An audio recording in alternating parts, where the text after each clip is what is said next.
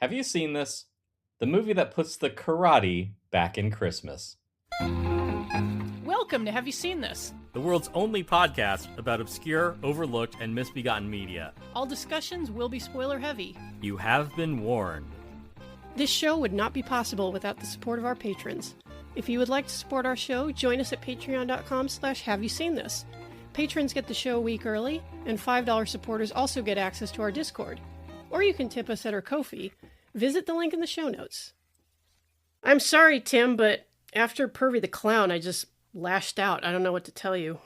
Right, yeah. This show is amazing because every week I get to watch something that's worse than the thing I saw last week. Karella, do you think this is better or worse than Pervy the Clown? That is it's hard. It really depends on your metric, I think.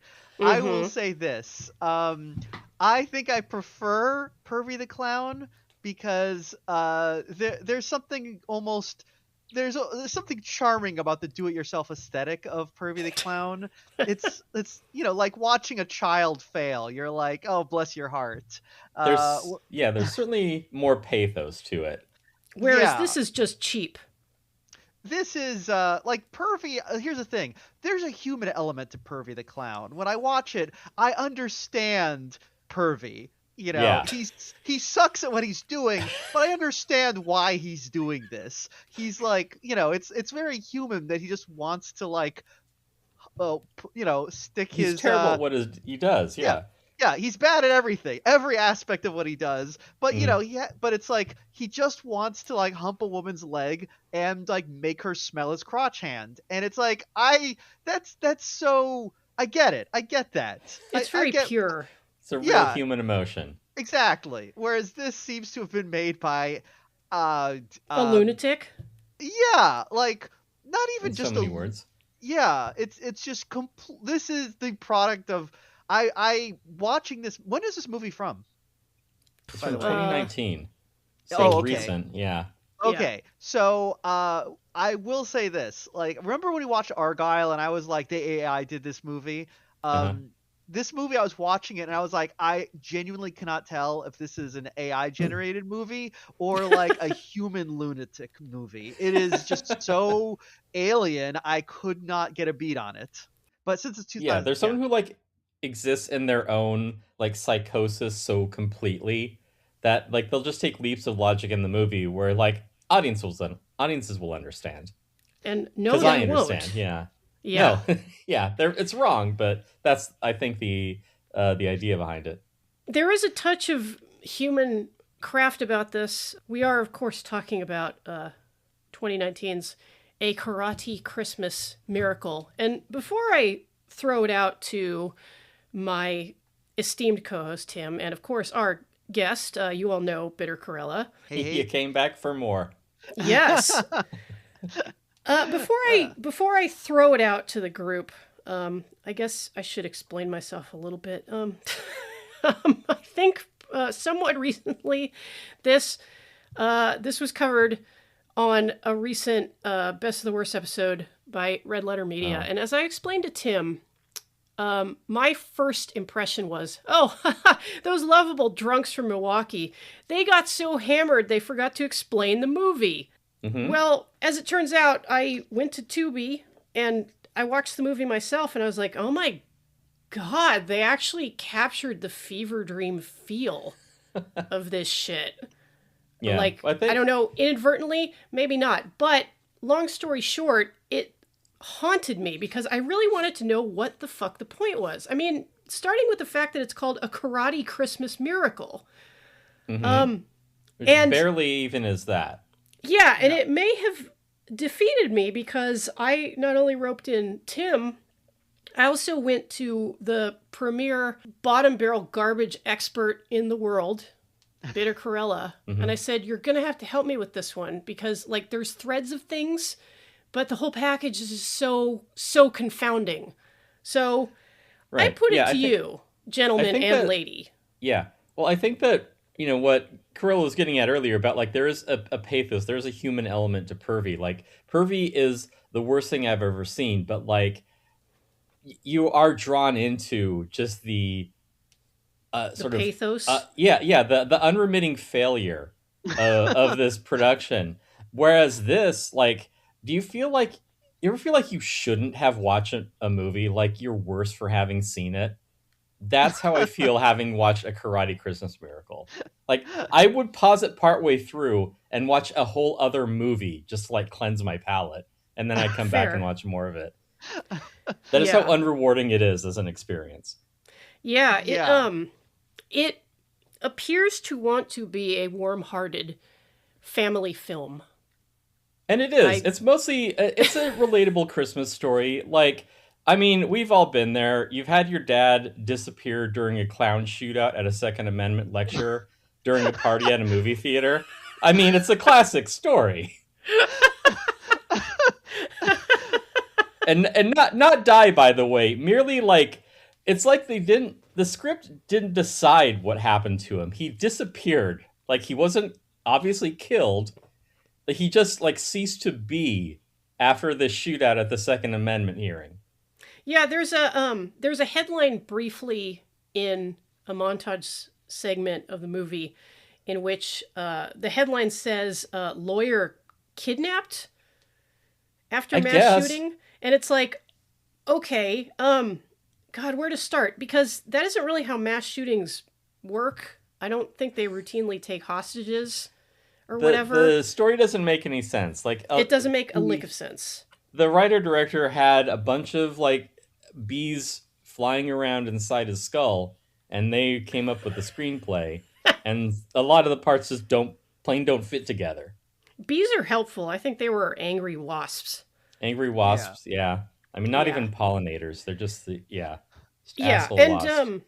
The reason I got so utterly confused by this movie is because the premise is nonsensical enough. The little boy in the movie believes that if he completes a list of things, very mundane things, by Christmas, his dad will return.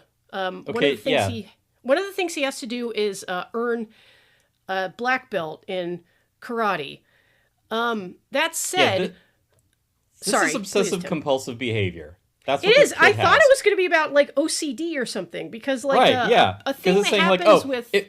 If I can recite, like, the names of the last 10 presidents in reverse chronological order, and then if I am able to achieve a black belt in the next 5 days, then my dad won't disappear.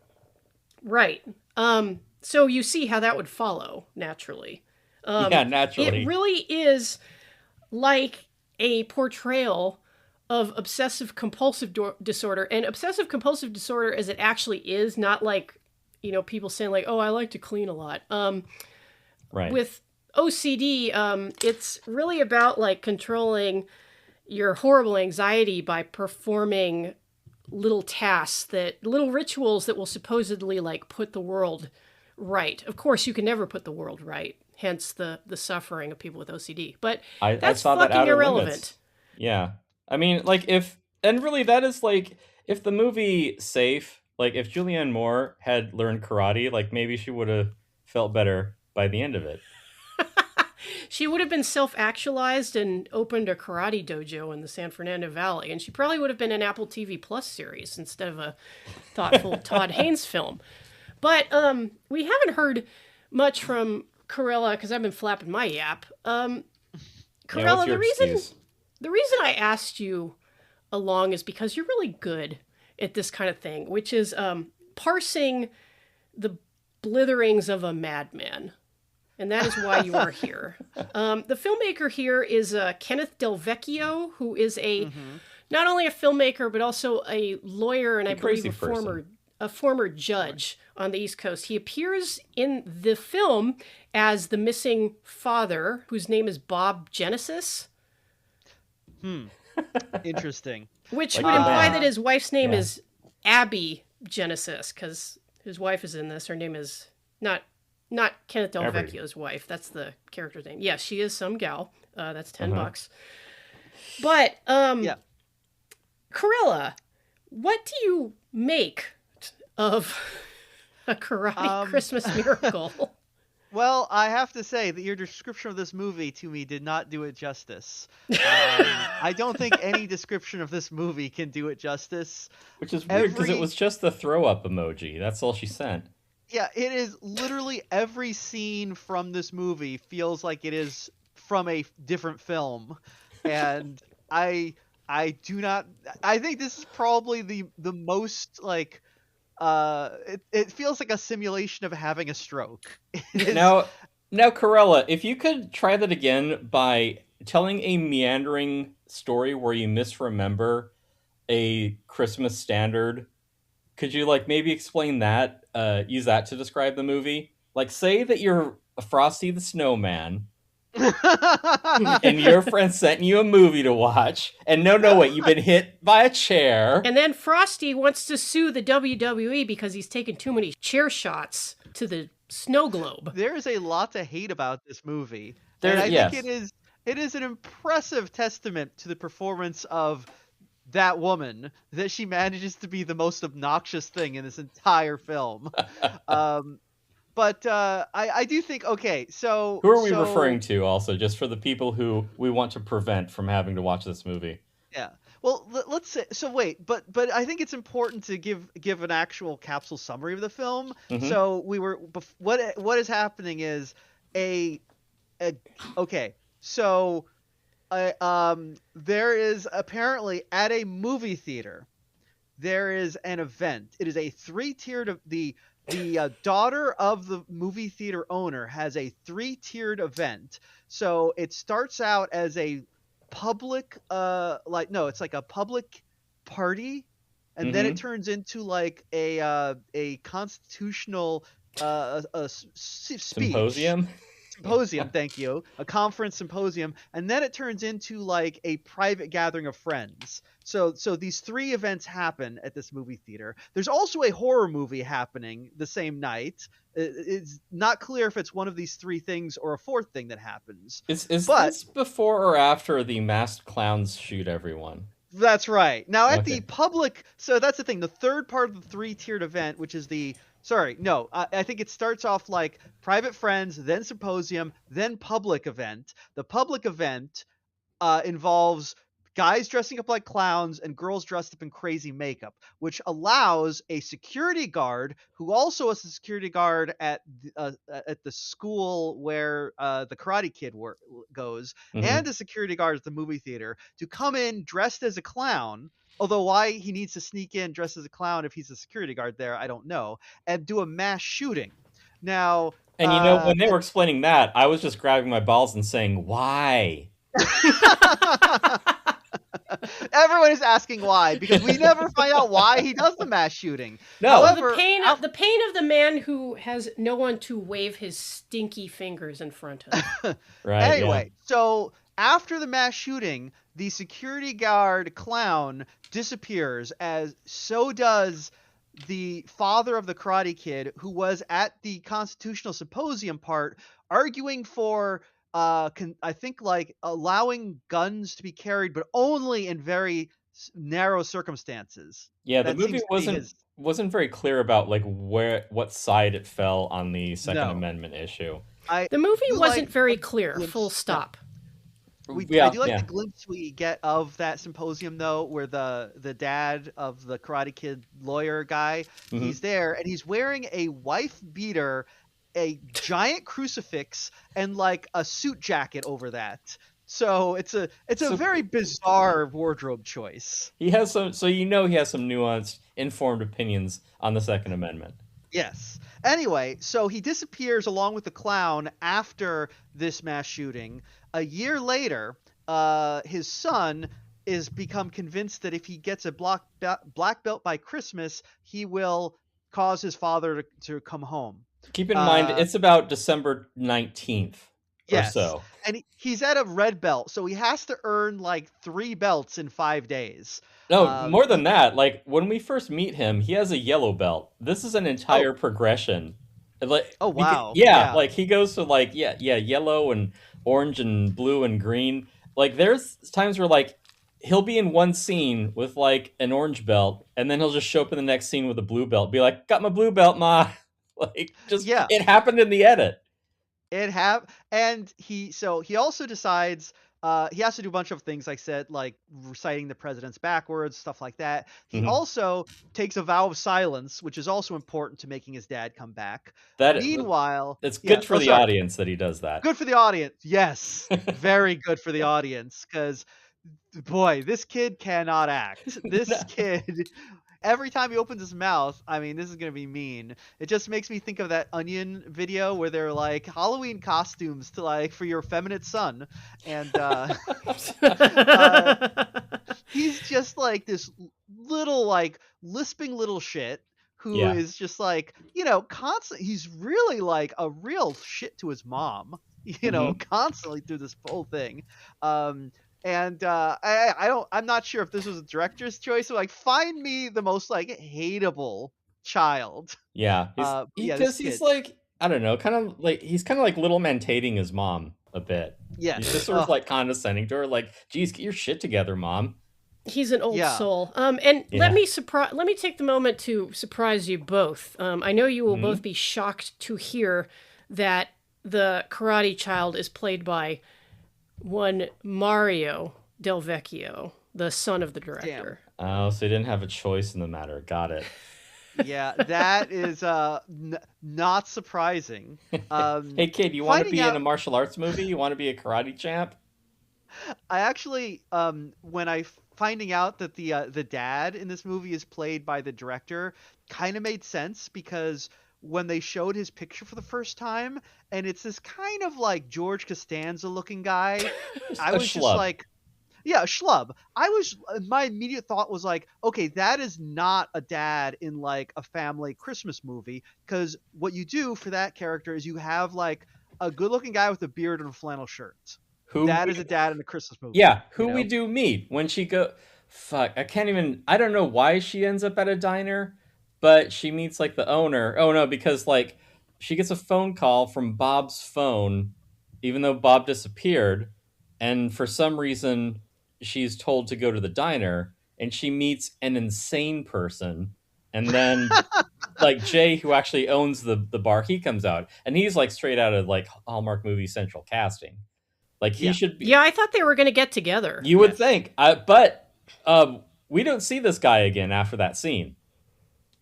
Yeah, and No. Yeah, I think why I is he think in this movie? and I think a huge problem. I'll just throw it on the pile with all the other problems, but like to pick one to start with. The Okay. movie is sort of set up as a mystery, because like the central mystery is like, well, where the hell is this kid's dad who disappeared after the mass casualty event? Mm-hmm. And Well, he's so clearly Santa, right? the so the mother of the Karate Child must go on this This little journey shit. of discovery to not only learn things about what happened to her husband, a little more about his life, but a journey of discovery for her own benefit, because she's a workaholic, and she is fairly unconcerned about her very obviously traumatized son. Well, she's a single mom who has to take care, like raise her son, and basically like take care of her family. But that's kind of beside the point, because Right. automatically she is assumed to just have privilege when she should be at home all the time. You know, via the movie's sort of ethics. But I don't quite know how that works. Like, is she just supposed to like have like money from the welfare state roll in? Is she a welfare queen? Is that how that works? I mean, I believe the movie would assume as much, but No, it no. doesn't come across that way. Just to finish my point really quickly, what I was getting at is that the movie is set up as like this unwinding mystery, but because none of the components of the story make any sense, Mm-hmm. it's pretty much moot. Like when Stupid. we like, for example, when she goes to the diner, which is also a sometime soup kitchen that I guess I think like the husband used to volunteer there or something, like before he got Yeah. disappeared. And they hire hostile schizophrenics to work the counter because when she shows up to ask for Jay, she like gets like a dressing down from this black guy behind the counter because she had the temerity to ask if he was Jay, and he just like he lays into her about he isn't Jay in a way that like you would almost be like, is this a bit? Like if that happened to you, Yeah. like, is this person insane? And so anyway, Yeah. like this goes on way too long, and then at the end of it, when he has like a knife to her throat, I don't know. At the end of it, he's like, "Oh, Jay's right over there," and it's like, what in the ever loving Christ was the fucking point of this exchange? You got me. Well, Right. Tim, it's called negging, and that is how you absolutely crush pussy. Yeah, just by threatening strangers. I also like too that this place is like quote unquote a soup kitchen. 2 days a month, except or 2 weekends a month, except 4 weekends a month because it's Christmas. But what they're feeding these people is salad. Like if you're homeless and hungry, that's what you want, like a Cobb salad. That's the other thing is that right up Give me a front, Caesar with extra croutons. right up front when the movie begins, Abby, the mom, is calling her son to dinner. He's wrapped up in his karate and doesn't come to the table. But she puts down what for dinner? A salad. And at one point she says something like, the food isn't even cold. And I'm like, wait, so you're going to serve him a warm salad? No wonder he won't come to the table. Like, Mom, your food is always cold because you're a worse cook than Dad. Again, like we just keep hearing about how great Dad is, the director self-insert, the man of the house. It's very weird. Like apparently he had, and I'm stringing pieces together because this movie is so nonsensical. Apparently Bob, Mr. Bob Genesis, had this incredibly like rich inner life and was like deeply involved in the community, and his wife had no idea this whole time because she was too busy writing like jingles for applesauce or something. She's in marketing. Yeah. Continuing the great tradition of Christmas movies about very wealthy white collar workers like being totally unable to connect with their families. And the great cinematic tradition of what jobs do people have? I don't know, marketing. High pressure ad executive, sure. Or they're really, really irritating law professors. I don't think that she gets paid for that. I think that she just like wanders in. She does seem like a crazy person off the Well, yeah, street. because My she's... apologies to anybody with psychosis or schizophrenia, but this woman is so annoying. Well, she does take time out to attempt to like do remote learning with the North Sentinel Island. The Sentinelese. Oh my god! Like what? Okay, we will Right. get to that because it's so fucking weird. Yeah, but I'm not sure she's even an instructor because we see her once teaching a full classroom, and then we come around to her again, and she's telling another one of her like rambling, nonsensical Christmas-themed analogies as like a pretext for a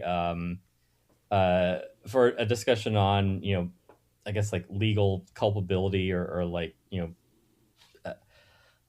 sort of legal terms or hypotheticals. But in the second case, there's one girl in this entire auditorium. So I'm like, where the fuck did the rest of the class go? I think the students just didn't come back for a second day of shooting. You'd think. Thinking back on it, I believe that what was intended was to show that the professor, because she was having... Oh, she's psychic, by the way. Oh, right, yeah. She used to be a psychic. And she's really touchy about that when strangers barge into her office and bring that up. And she won't tolerate that anymore, though she will then hang out with this same woman for the next 5 days. I think what was intended on the part of the filmmakers was that they wanted to show that, she's having one of her psychic visions. And so she's kind of blacked out in the middle of class, such that everyone in the class just eventually left. But it's very funny to imagine her just kind of like with a 1,000-yard stare and the students kind of like looking at each other and being like, so is the lecture over? Do we just like, I guess we just leave. She's figuring out how to work elves into this analogy. It is really something. But sorry, Karella, I stepped all over you. And since you do have some legal experience... a little bit. I'll say this. Her hypotheticals don't really make a lot of sense. This isn't really how it's done. But I think my favorite part about this character, and I say this is my favorite part. It's not hard to find a favorite part because most of everything about her is terrible. Mhm. She's a former psychic who then decided to instead become a law professor because she wanted to work with children. Makes sense to me. This is her stated reason for becoming a law professor, which is like weird because it's like, you know, it's one of those things where it's like, did the director mix up like, oh, teacher, professor, same thing, you know? Yeah. I don't know professor's what's just going an on old there. teacher. Yeah. Yeah, It's a bigger teacher. exactly. It's like a super teacher, you know? Yeah. So do you so think that like if the like the horror novelization thing doesn't work out, you think that you might go into teaching law as like your backup plan? I could totally make up hypotheticals like this, Christmas-themed hypotheticals. It would be great. I think I'd be pretty good at it. So just imagine that, like, you know, imagine that you are Good King Wenceslas, and you know you're ordering a pizza, and but also here's the thing: is when she started talking, my immediate thought was like, okay, everything about this film, knowing what Jen told me about this film and the director, and looking at his CV, I was like, okay, this guy is clearly like an insane Christian type. Yes. Right. And this is going to be like a God's Not Dead type film, you know? So as soon as this character shows up, my first thought is like, ah, yes, the evil atheist professor who's going to like make them all like, you know, recite like, you know, God sucks in class. Gonna brainwash our children by teaching them stuff. Yeah, but then the moment she opens her mouth and this like, aw shucks, you know, corn pone accent pops out, I was like, oh no, she's a good guy. They would never give that accent to a villain in this kind of movie. And that's what turns out. She is like, you know, because in fact she even says something, yo, my little critters are, can I say critters? Is that a forbidden word? And I was just like, oh, okay, I get it. You know, Right. I think that she's that might just be like a local lunatic that he cast in the movie, just because like, oh, she's got a lot of great energy. You know, the camera loves her. That's true. That is true. And this is the thing, is like, there's still so much insane stuff in this movie that we have not even mentioned, and you would not guess from anything that we've said, because it is so completely unconnected to anything. Right. There's also the fact that our Karate Kid keeps having nightmares about the evil clown killer who's now like in the movie theater on the screen yelling at a random woman who is the daughter of the movie theater owner, but also there are other dreams he has where the movie theater owner is on the screen telling his daughter about how he's going to give her the movie theater, and there's other people in the theater who I guess are other like shooting victims, but it's never elaborated upon. Right, because when we see the daughter, like we see a crowd of like, we see like 2 or 3 people in a darkened movie theater, and this is after a rambling like legal hypothetical that we just cut to this other person. Like we have no idea like who she is or what's happening or where we are. I mean, this could be forgiven in like the hands of, I don't know, like David Lynch. We're just like, look, I don't know who this person is, but like I trust that we'll go on a journey and find out what the story is. But this is just like, no, we're just dropped into some nonsense. Like this has nothing to do with anything. Yeah, and just really quick, I want to mention that these 2 characters that Karella alluded to, which are the I guess like terrorist clown mass shooting mastermind, although he never appears in clown makeup or anything in this. That is played by Eric Roberts, and the former theater owner who gifts the theater to his daughter and who also rambles insanely a lot is played by Martin Kove, of course, familiar to most of you from The Karate Kid. And both Eric Roberts and Martin Kove are, I guess, Del Vecchio stalwarts. They've made like quite a few movies with him, so I guess they're all bros or something. He also used to make movies with Robert Loggia until that particular actor passed away a few years ago. Smart move. Yeah. I see when I saw what John Kreese or whatever his character's name is from The Karate Kid, when I saw him talking, you know, to the camera from a movie screen, I just assumed that yeah, the director had, like $50 or whatever to like get a shout out from him on, what is that, like Cameo service? Yeah. Can you film this cameo in 16:9, please? Yeah. Can you just like recite this diatribe like without taking off like your old man glasses? Like, sure, hey, $50 is $50. Yeah. Now, supposedly, and I don't know if this is true or not because I just saw it on Reddit, but apparently all of Eric Roberts' performance in this movie is stock footage from a different Del Vecchio film called Joker's Poltergeist. Oh, okay. Who would have thought that a talking cat was actually like one of the like standouts of Eric Roberts' career? Yeah. Now Duffy, no. I assume.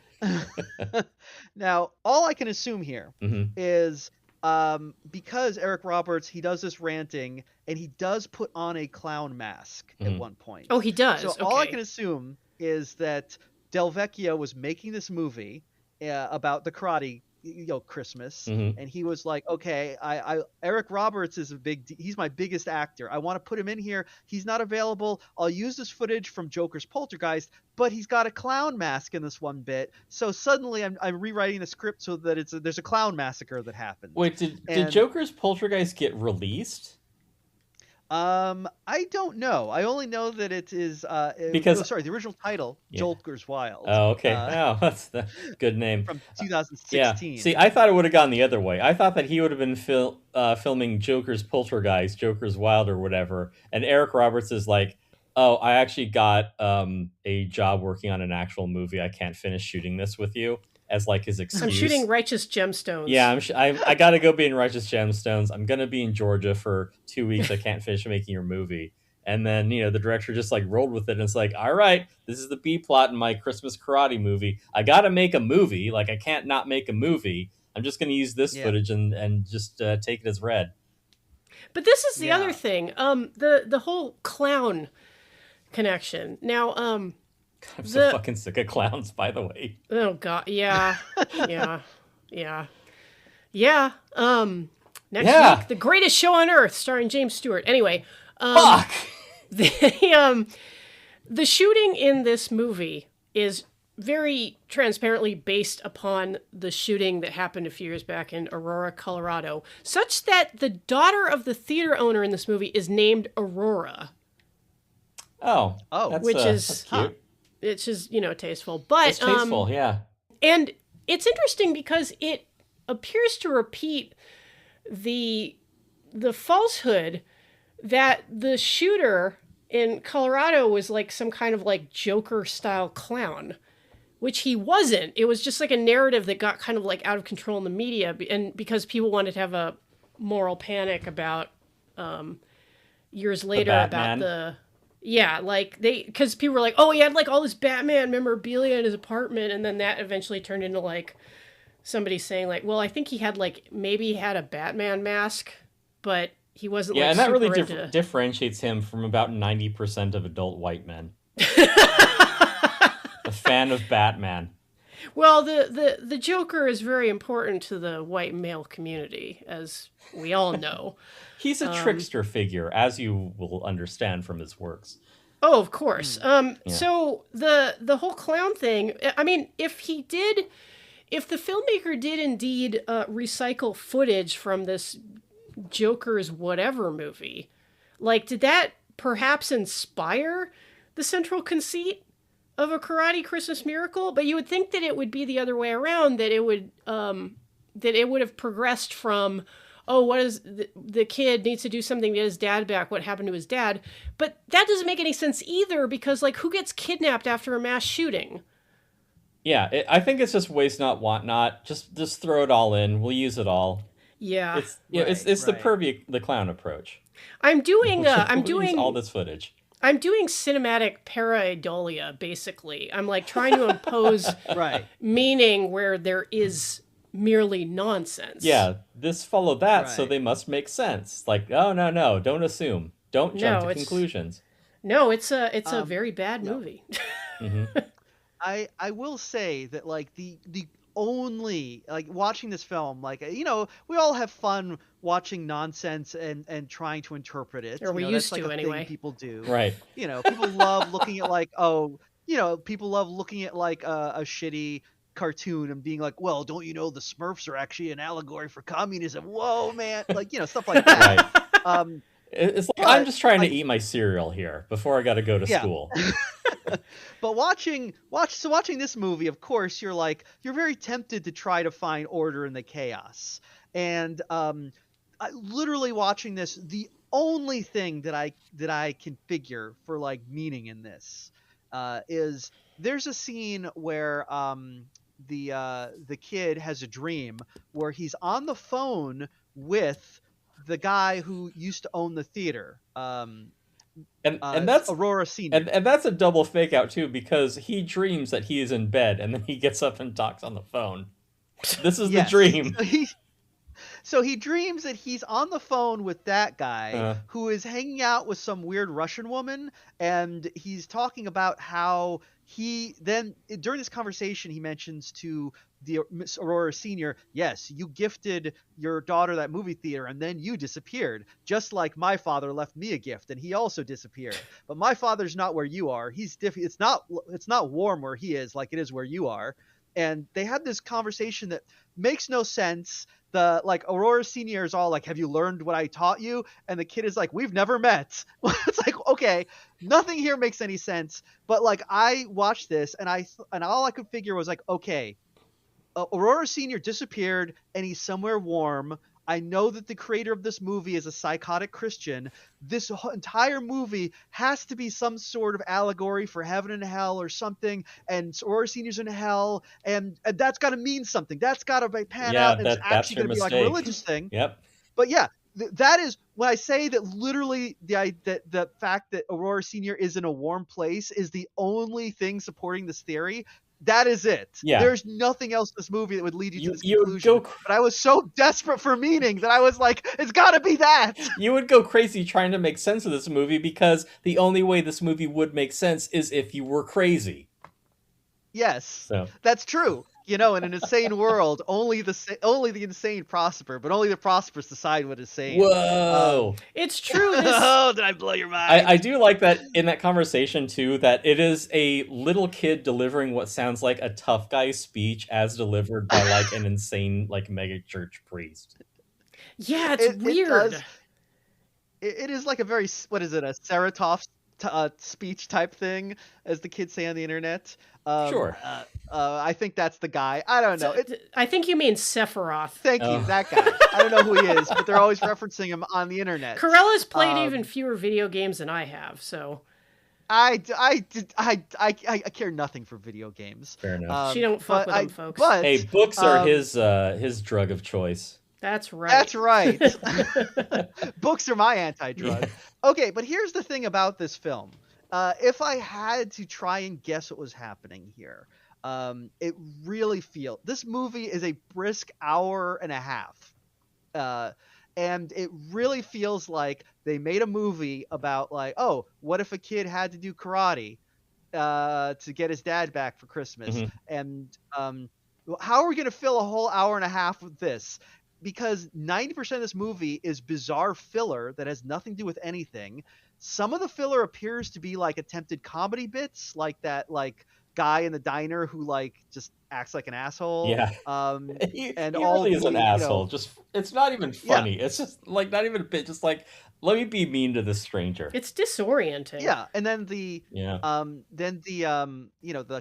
bits where the professor is like giving these insane hypotheticals. Mm-hmm. These appear to be like attempts at comedy, and then there are other filler bits that are just like shot like they're like a horror movie. Like they have this bit where they think they hear the dad in the bathroom of the bar, so they go and they're banging on the door, and it's like the music is real scary, and they keep doing these quick cuts where they do like a TV static, and the guy just comes out and he's like, "I'm not your husband, I'm just some guy," and it's like, "Oh, I'm glad we wasted like 5 minutes on this bit." That scene in the bar goes on forever. I don't know if that's even the same scene, but like there are multiple scenes where it's just like it's the two of them like yakking at each other, which again, like I don't understand because like the mom goes to visit the the law instructor for whatever reason because her son waltzed in and like his name preceded him because the woman like she's like you're Jesse, aren't you? After he like gets the one question right that like the whole class of college students didn't get right, which I believe is like like that's kind of a cliche of this sort of movie. But then like Oh, they're at ASU. oh okay It's remedial law. oh okay so everyone there is stupid, got it. Yes. But yeah, but then like they have like this confrontation where she's like where the mom is like, I know that you used to be a psychic and because you told me this and that about my husband, and I tracked you down because I work in advertising. Which all right, sure, whatever. Yeah, and the tone And of that scene is so weird. Yeah, because, it's so hostile. Yeah, because the mom really comes across like the hardened detective, like tracking down a criminal who's been on the lam. Yeah. And like the way the professor reacts to her, like, look, I don't know who you are, but no one knows about my little psychic past. Just basically like trembling with rage. And it's like, whoa, okay. Yeah. Like, what kind of movie are we watching here? Yeah. Then they pal around and go for drinks a couple of times. So, right, because water, it's all liquor under the bridge. Right, because the law professor is patently an alcoholic. Right, yeah. Yes. But it's funny. It's funny. Right. But I think part of the reason that there are so many insane scenes here, like Karella mentioned, is that like so many other parts of this movie, it just wasn't planned well. The director says, oh, I'm going to make a fun karate Christmas miracle because, hey, my son's doing karate right now. And, maybe he'll like if he's the star of a movie. That's a nice thing to do for my kid, right? Oh, I don't have any ideas about what to make this movie about. And I don't know anything about karate either. Yeah. Yeah, I mean, it is weird because it's like the sort of movie like, look, hour and a half movie about karate. Obviously, you just fill it with a lot of karate, Right. Yeah. But instead, it is all like so much of this is weird filler that is irrelevant because like one point the mom gives the psychic professor like a pocket knife that I guess used to be her husband's, and the later on she has a vision. It's like your husband didn't use this knife in self-defense when he was like, being shot at by the clown. He used it earlier that night because he was teaching a class on self-defense to these women. And it's like, okay, is that, who cares? Yeah, what does that tell us? Yeah, and it's set up as nothing. this big reveal. And it's like, oh, but it's like, what? Wait, what? Like, what am I supposed to draw from that? And like, why did he bring a real knife to a self-defense class? That's another good question. Also, the prop choice here is extremely hilarious because, like, the knife it's like a folding knife, and but it has that oil slick aura on it that you can sometimes get on like quartz at the crystal it's like the store. kind of pearlescent, like yeah. It's like got this pearlescent rainbow aura, and I'm like, it's a pretty sick knife. Yeah, so I'm like, that's his knife? But right. I guess they imply that it wasn't his. He just got it at the self-defense class. But again, why is there a real knife at the self-defense class? Right, yeah. Bring like a rubber knife. Bring a banana, for fuck's sake. It doesn't need to be a real knife. Like, we aren't playing for keeps here. Now, I eat the banana. Right, yeah. And speaking of weird prop choices, right? Okay, so the scene where the law psychic explains the history of the knife to the advertising mom, it's while they're watching like women sparring in a self-defense class. And so like she's got the knife and then I don't know, she hands it over or something else. But yeah, speaking of weird prop choices, she not only has the knife in one hand, but later on, completely unexplained, she has a Nature Valley granola bar in her other hand. I didn't know that. Like the actress just forgot to put it down while they were rolling. I was gonna say, wow, they had craft services on this movie. Good for them. Well, yeah, that's that. Nature Valley granola bars and Caesar salad. I think that's pretty much all that they had. Everybody was hungry all the time on this set. Yeah. Hungry and angry. Yeah. The Nature Valley granola bar never really explained. Like much you could like use everything that else as the in knife. The film. Right. That's true. I think the knife, I assume that then, like I said, the knife goes nowhere and adds nothing. But I assumed the idea was like, okay, the we're doing the very standard kind of like Christmas plot, where like you're working all the time, so you didn't actually know that you're anything about your family, Right. except that it's weird because there's also all these other plots that are going on Yeah.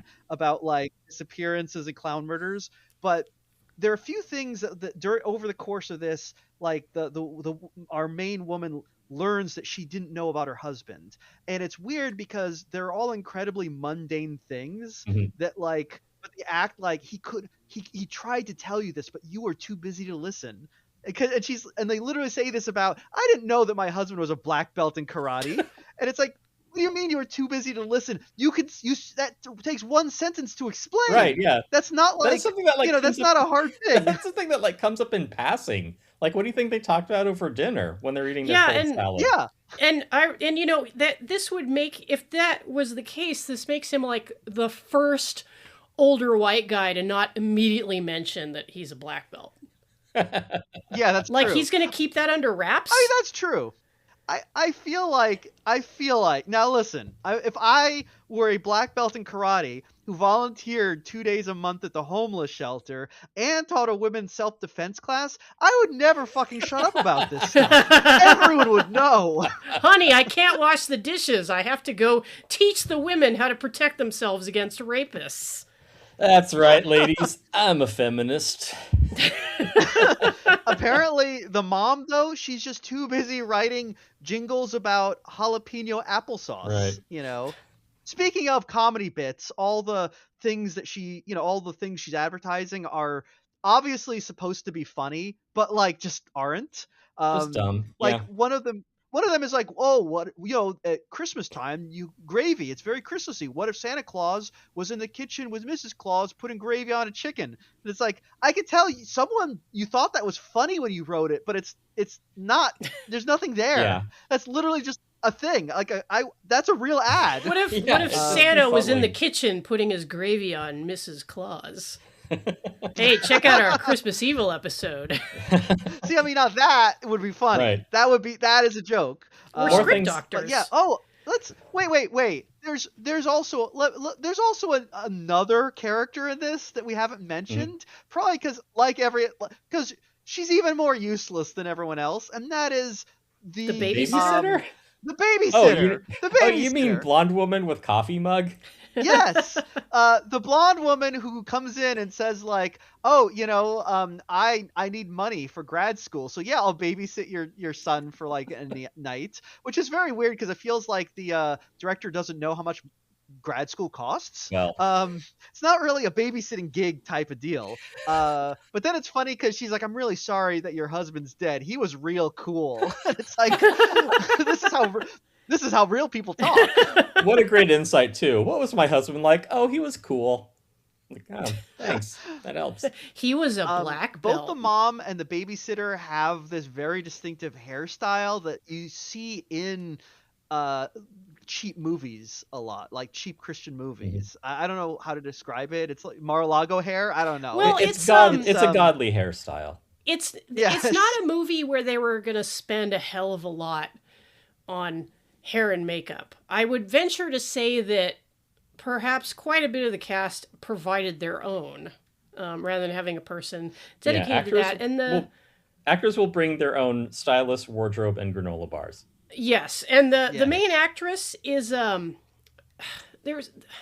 it's really hard to put a finger on like what's so odd about her. I mean, she has that like almost flat affect of like terrible actresses in general, but she's also like extremely pale and has very straight, long, dark hair that is never up. It is always down and always like hanging in curtains on either side of her face, like partially hiding her face quite a bit of the time, which is an odd choice.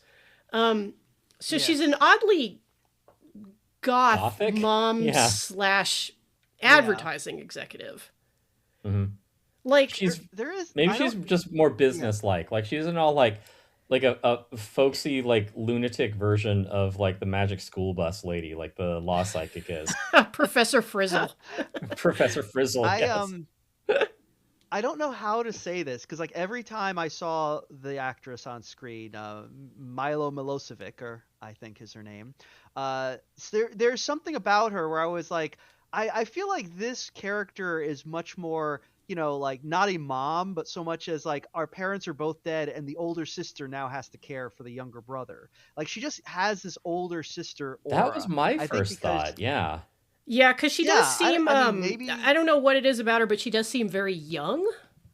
She seems too young to be a mom. Yeah. Because my initial impression was, I'm like, oh, she's the older sister of this little shit kid. Yeah. I mean, it's probably also something about the like wardrobe choice where it's the oversized sweater and like leggings, which just screams older sister to me than mom. I don't know. Right. I feel like I feel like whenever I see her that she should be like sitting in like a picture window talking on a phone to her like friends. You know what I mean? Like older sisters do in movies. I tried to look her up because I thought she was actually like a known actress. I thought the name sounded familiar. And instead I found her Instagram where she has her Halloween costume. She dressed up like Violet Beauregard. So I was like, oh, that's interesting. Huh. This is the most interesting thing about her. Well, rather than the actress, I think that we should talk about the character's journey and how, as you mentioned earlier, she had been so wrapped up in her advertising life and her career that she isn't even aware of, her family life and what her husband gets up to.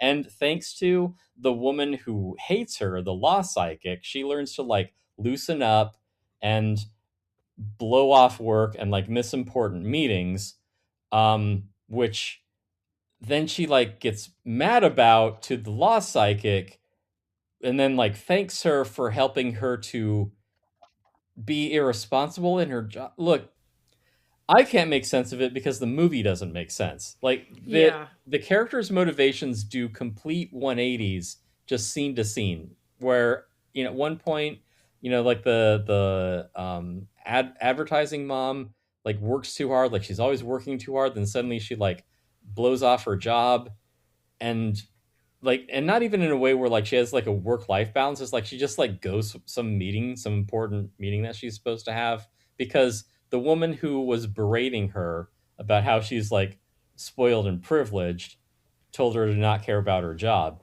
which why would she listen to? Fuck, my head's gonna explode. Well, it's also funny because basically the psychic is like, you're a poor little rich girl. You had everything handed you on a silver platter, not like your dead husband who had to work his whole life. Yeah, why is he so much better than you? Yeah, it's weird because it's like, what is she actually supposed to get out of this? Because it's like, oh, she was like spoiled and like everything was handed to her, and so now she works. That's not really sort of person who like becomes a hard worker. Yeah. Seems odd. It seems very at odd with like the character that we see on screen. What's wrong with you for making the most of the privileges that you've been given? Yeah. And then, she gets drunk with a law professor and goes home. And then the babysitter, like, is really fucking judgmental. Yeah. Like, what's up with that? Right.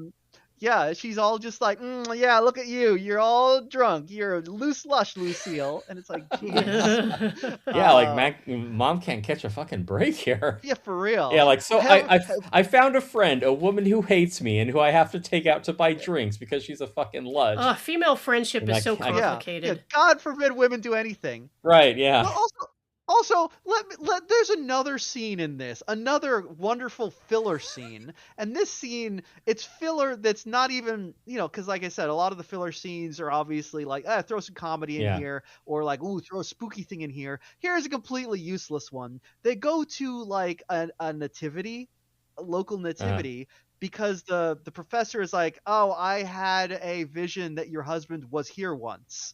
And this just goes on for a while, learning nothing, except then the professor is like, I want to go in the car because it's cold out here. And the mom is like, well, I locked the car. And the professor is like, what you locked the car? You a lunatic, you crazy person. And it's like, what? It is. They act as if this is the most. You think this is the big city and an immigrant rapist is going to crawl in the back seat? You can just leave your car unlocked. Yeah, it goes goes on. They really drag this out. I guess maybe they thought this was funny too. I don't know. The only important thing we learn in this scene is that the dead husband also built the nativity. So yeah, it's like a dedication plaque where it's like, to my uncaring ad executive wife. Now, the fact that their last name is Genesis, again, seems to indicate some sort of religious meaning in this film, but hell if I know what it is. I think because their son is Cain. Like, they're raising Cain. They're Adam and Eve. And their son is the original murderer. So, if reading. if you watch this movie, it is actually the entire story of the Bible from beginning to end, told in a metaphor. Right. Okay. Where the yellow belt is the rising sun, and then blue is the water, and green are the plants, and purple's the sunset. QED, it all ends in flames. You may think that Tim is making that up, but that is literally also in this movie where they explain what the different belts mean, and I don't think any of that is true. Yeah, that all sounded... And I know nothing about martial arts or like karate as it's practiced in the United States and in strip mall dojos, but that all sounded fake as hell to me. It's as true as anything that needs to sound true is. Basically. Yeah. Yeah. It's they have this wonderful CG sequence, I guess. Yeah, some animation. I guess. They use some of the finest Photoshop filters. Right, yeah, we really don't get anything out of it. No. But like the psychic explains all this. I'm not really sure what it. Yeah, it does doesn't not mean anything for the movie. But like, luckily by this point the kid has taken the vow of silence, so we don't have to listen to that little shit anymore. And my God, what else happens in this movie? Because it is a mess. There is no way to plot A to B to C. It's just things happen. When you were talking about, there's this other like nothing plot that like is this one filler scene, and I thought that because you did mention an unimportant character, which is the babysitter, but I thought you were going to go even further to an even more unimportant character, which is the law psychic's ex-fiancé out at a bar with his new wife. Oh shit! Yeah, talk about things that mean fuck all to the story. Yeah, because like so a big. Apparently... Oh well, actually, you tell it, Karella. You're better at this than I am. Well, I guess like the psychic reveals that the reason she left psychicism and became a law professor is she had a vision that if she married her fiance, he would die. So she left him in order that he might live. And she is worried. She doesn't know whether he lived or died, so she doesn't know if her psychic. I think that she assumed that he died, and so that she saw that he was alive and happy with another woman. Well, boy's my face red. Yes. Yeah. So when she sees this, I thought, she's going to be happy because she broke the curse. She allowed him to live, and because she talks about how being burdened by psychic visions is like this terrible curse to her. And the fact that he lived when she thought he would die means that she's not psychic, and it's good. But instead she has a meltdown because she was like, I had psychic visions that he was dead and your husband is alive. But this means the opposite, that your husband's dead, I guess. Yeah, it's supposed to be some like bottom of the second act, like Nadir, where it's like, oh no, yeah, I was mistaken. Sorry, it's easy mistake to make. My ex-husband is alive. Your husband is dead. My bad. I have to say that like the professor's behavior in this scene again is like her behavior throughout the movie is pretty unhinged. Yes. Yeah. The fact how she's practically yelling at her. The fiance that she left at the altar for having the audacity to be married to another woman after 5 years of no communication. Right. It's like he's not doing anything wrong here. Though it is funny when the guy is like, well, it's Christmas Eve, so we're going to go home to our son. And it's like, why are you in a bar on Christmas Eve if you have a son at home? Their son really sucks. They need like liquid courage before they... He's just the child lead in this movie. Yeah. He won't shut up about his karate classes. That's why the two of them are drinking. He won't stop naming the last 10 presidents backwards. Yeah. Hey, okay, couple other weird little details in this. We see a scene where the karate kid is like fighting another karate kid in his dojo, and I don't know anything about karate, and maybe I misinterpreted this. It looks like he is literally choking that kid. Yeah. What is going on there? Yeah, and somebody says like go easy on him or something like that, but he just keeps choking the kid out. And even still, like, I Yeah. mean, you know, we've had Cynthia Rothrock on the show about 5 or 7 years ago. Friend of the show. So yeah, and so knowing what she can do, you're like, yes, I can totally understand how she has like 3 or 4 black belts in various, you know, forms because she's really good at what she does. This is two kids like roughhousing and horse playing, and then we're just like pushing the other the hell down and be like, oh yeah, you got it, you're a red belt now. Just complete and utter bullshit. Like, just these two like 9-year-olds fumbling over each other until one of them like falls over. Well, it's no wonder they had to make up all that flowery bullshit about like the white of the white belt represents the purity of the soul after the blood. It's because like they know that this dojo shit is bullshit. He even has a woman sensei. Come on, what is that? Yeah, and again, like this little shit like corrects his mom about it. Oh, it's like, yeah. Sorry, I assumed that, you know, it was a man teaching the martial arts class. Yeah, every interaction between this kid and his mom is like, you know, in The Simpsons, the kid and the mom who are buying Bone Storm, you know? Yeah, just this little cunt. Yeah, in the beginning, for like, there's this bit where the kid is like reciting, you know, 10 presidents backwards, and he just recites it, and he's like, you know, Jimmy Carter, Richard Nixon, and the mom just says like, Richard Nixon was impeached, which is like, what? Like, what does that have to do with anything? Yeah. He's reciting presidents. He's not.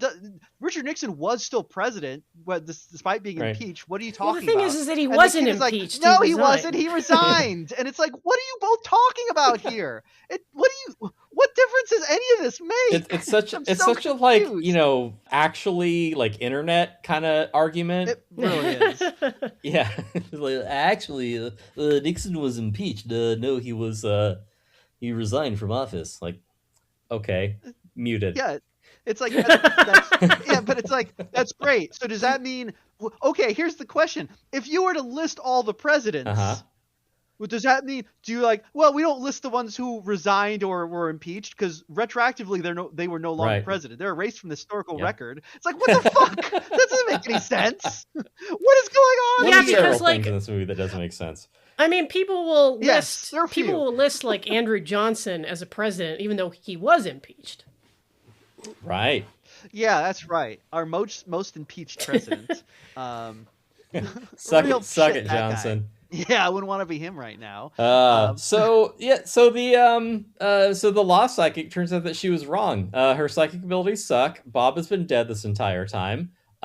We haven't established any other like suitors to the ad executive mom. She just has her boozy friend who she hangs out with. Just this unbearable lunatic. She hasn't like met any other men. But hey, on the plus side, she's gonna go have Christmas dinner with this alcoholic friend that she doesn't like and 2 old people. Yeah, so I guess these are her parents. That is a guess. They appear in the movie. Like every other character in this, they simply appear. The old lady, I'm sorry, but like everything about the old lady is just like that's Granny from Looney Tunes. That's like Tweety Bird's owner.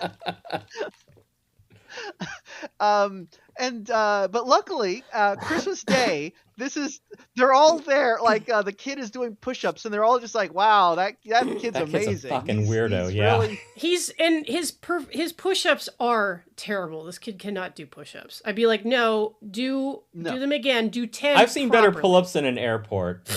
Yeah. These are some real RFK Jr. style pull-ups going on here. Got his ass. But okay, so then you know what? I love that we've talked about this for how long now, and we have not mentioned the don't give away the secret ending to Karate Kid Christmas. Yeah, sorry everyone, we're gonna spoil it. Yeah, because after you've progressed from white belt to black belt in under a week, your final test, as everyone knows in karate, because they don't let just anyone do this, and they certainly don't let you do it every time that you test for another belt, or maybe if you're just doing an exposition at like a local mall or something, they finally have this kid break a board. The hardest thing ever in all of the martial arts, to break a single piece of dry, brittle 1x4. Yeah, but a 1-inch you thick laugh. board. but it I do works laugh. because the second the board splits in half, like what schlubby countenance do I see at the sliding door? A man with zero screen presence or charisma. Yes, it's Bob Genesis. And he's like, I'm home. You know, I escaped. Oh, Jen, you told me that this is what happens in the movie. Yeah. I was still not prepared. I was not. I didn't know, like, literally the fact he breaks the board and instantly this guy is at the back door like a cryptid. Yeah, it's just, but the way he behaves when he comes in, like the looking at this child with like tear-filled awe and just kind of being like, I escaped, again makes me think like he escaped from hell. Like he was trapped in purgatory, and this child's like penitence just like he freed was him. in purgatory. That's he was directing this movie. Yeah. Brought it I on thought himself. Purgatory was supposed to last forever, not like 83 minutes. But well, it depends on how many sins you committed in your life. You'd know this if you went to CCD. I mean, I guess I committed enough that I had to watch a Karate Christmas Miracle. I do like though, but then the movie ends. It Yeah. ends. Yeah, It ends very suddenly. The movie ends with a papyrus font. Yeah. That's the font the credits are in, just to like really bring it on home of the utter ineptitude of every part of this movie. That's how you know it's classy as fuck. Yeah, it's either an Avatar movie or it's garbage. Yeah, split hairs.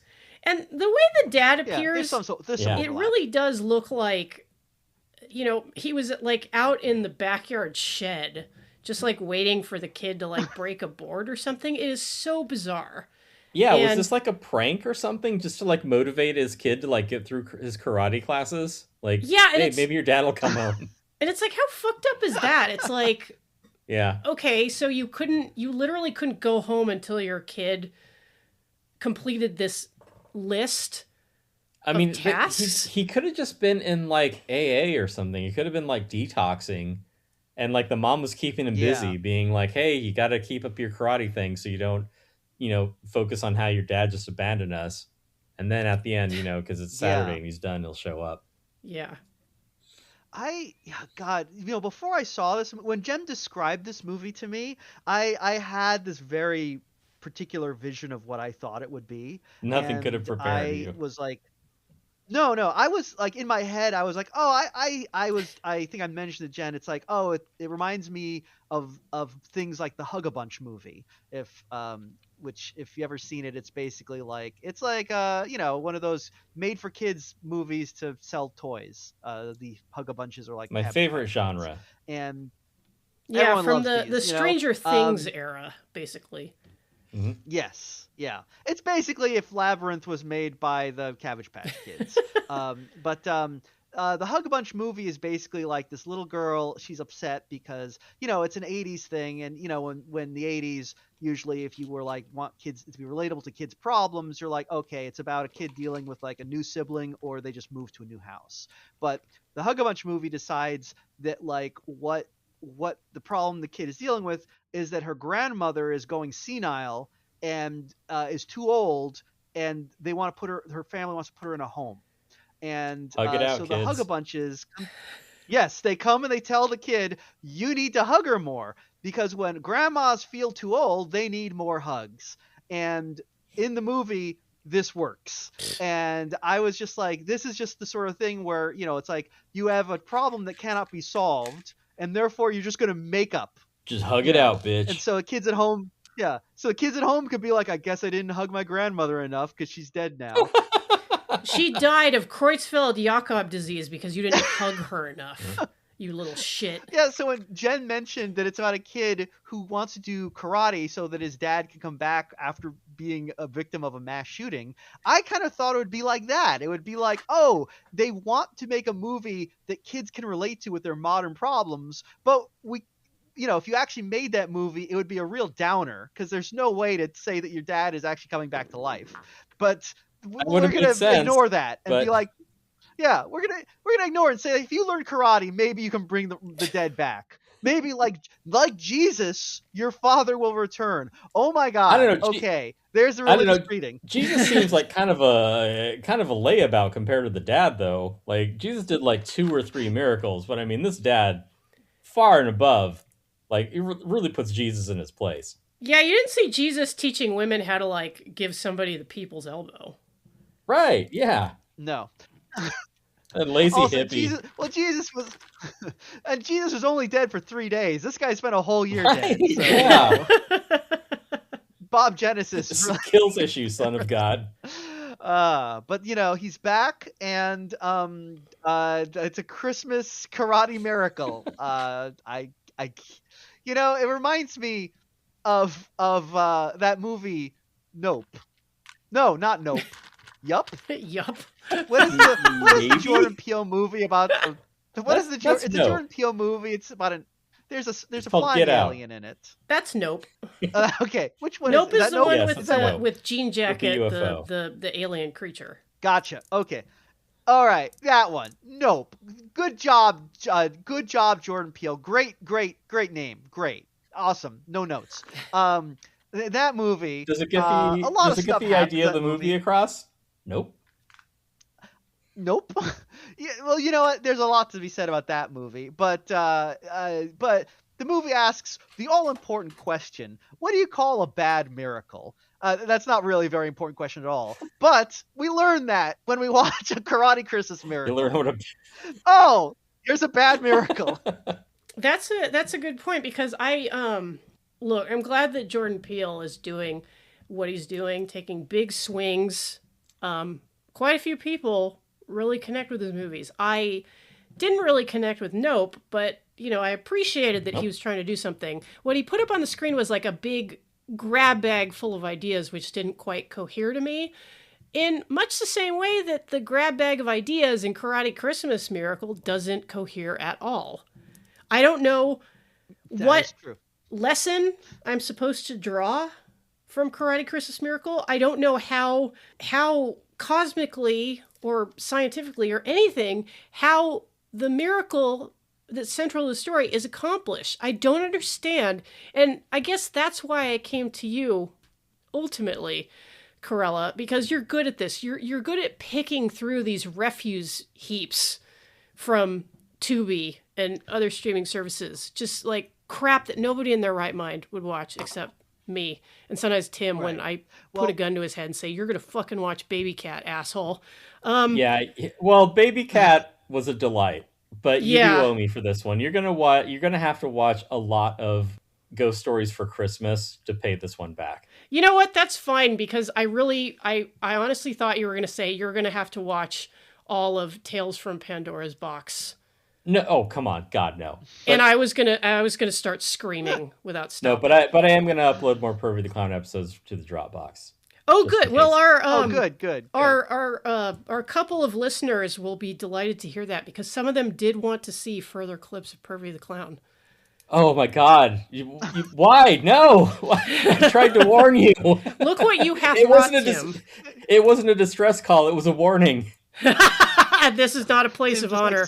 They're just like spreading a sickness around. But the point I was making was that I went to Karella because she's good at this. She's good at like teasing out the meaning and often the intent of filmmakers who sometimes fail to put their message across.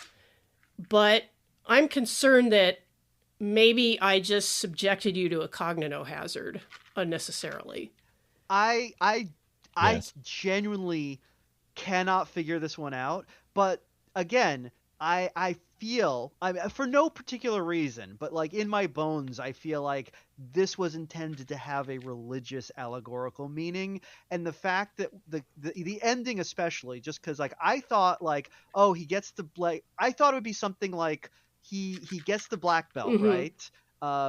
And he looks out in the audience, everyone's cheering because he got the black belt, and he sees his dad out there, right? Like, oh, Dad, you were here the whole time. You've been watching over, something like that. You're not going to hire an audience for this. But, yeah. But the fact that he just, like, he's at home, and he's like, they're like, hey, just break this board. He breaks the board. There is no ceremony giving him the Black Bolt. There's no, just instantly by cosmic, the cosmos understands that he is no longer a boy. He is a man. He has done the thing. He's gone through the ritual, passed through into this new Joseph phase, Campbell, take and notes. Therefore, yeah, exactly. And his dad just literally appears instantaneously.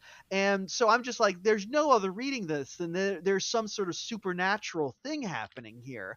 And, putting that together with these scenes that appear to be the dad in like some sort of limbo purgatory thing. And, and also the fact that they're named the Genesis family, it really feels like the director was having some, also, let's be clear that like, if you meet a crazy person, like a legitimately crazy person, what are the chances that they're going to have some sort of religious delusion? Pretty high, right? So I feel like it's a safe bet that there is some intended religious meaning here. I have no clue what it actually is because it does not map onto any reading of Christianity that I am familiar with. Though I feel like, again, because this guy makes other movies about like how abortion is bad, that he's probably like Christian sorts of that sort of Yeah. a lunatic Christian. Yes, I'm getting Catholic Yes. vibes because of like the Italian-y surname and the anti-abortion movies, and although like Catholics certainly don't have the moratorium on forced birth beliefs, but they haven't cornered the market. Right. It's spread to the Protestants, unfortunately. But speaking of Protestantism, Speaking of which, Jen, you got a lot to answer for, you Catholic. I blame Vatican II. Anyway, what this makes me think of, I don't know. The sequels are the worst.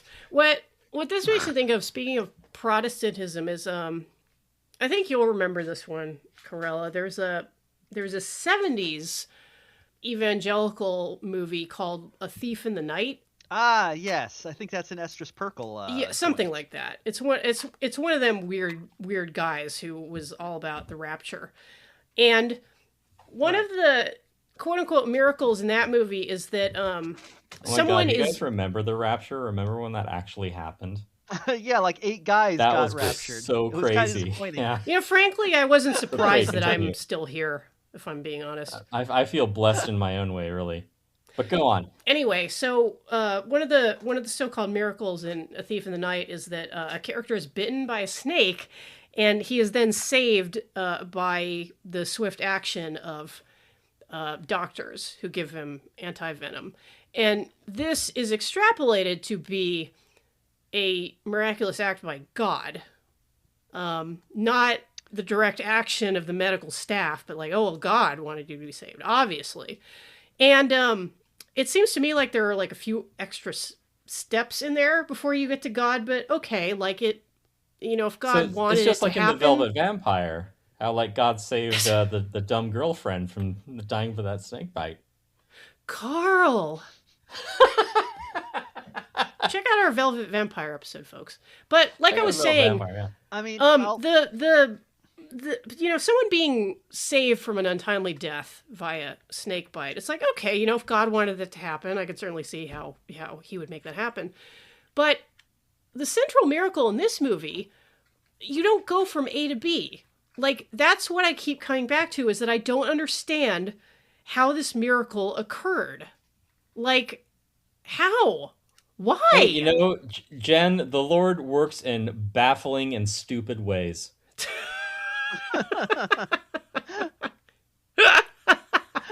That might be the perfect place to put a pin in it, because that was good. Thank you for listening. If you enjoyed this episode, you can show your support by going to patreon.com/haveyouseenthis and make a pledge at the $2 or $5 tier. $5 a month gets the latest episode before everyone else, plus access to our Discord, where we're always arguing about movies. If you'd like to give us a tip, our Ko-Fi link is in the show notes. Yeah, well, always happy to see more. Have you seen this? Thanks. And maybe next time we'll get you on for something good. No promises.